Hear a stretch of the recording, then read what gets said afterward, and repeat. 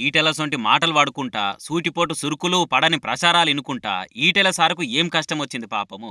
ఓడిపోయిన బాధ కంటే మందిలినొస్తున్న మాటలే ఆయనకు నిమ్మలంగా నిద్ర లేకుండా చేస్తున్నాయి గావచ్చు. ఇక బీజేపీలు ఉంటే రాజకీయంగా ఇంక కష్టమే. సీట్లు, ఓట్లు రాకుండా ఫ్యూచర్‌కు తూట్లే అని ఈటెల రాజేందర్ మైండ్‌లో బ్లైండ్‌గా ఫిక్స్ అయిపోయిండని. కాంగ్రెసోళ్ళుండి రందివడకే రాజేందర్ అన్న నీకు ఎంపీ టికెట్ ఇస్తామని హామీ ఇచ్చే వరకలా హస్తం పార్టీలో చేరుతున్నాడు, బీజేపీకి హ్యాండ్ ఇస్తున్నాడు అని నిన్న మొన్నటి సంది జోరుగా ప్రచారం సాగుతుంది. ఈ ముచ్చట ఎంత ఇనొద్దనుకున్నా గాని చెవులో వడతనే ఉండే వరకల్లా ఈటెలకు చెవు పోటొచ్చినట్టు అయితున్నదట. ఇట్లనే ఊకుంటే ఆయనతో ఇదే నిజం అనుకుంటారని క్లారిటీ ఇయనే ఇచ్చేసిండు. నేను కాంగ్రెస్ కండువా కప్పుకుంటున్నా అనే ప్రసారం పురాగా అబద్ధము.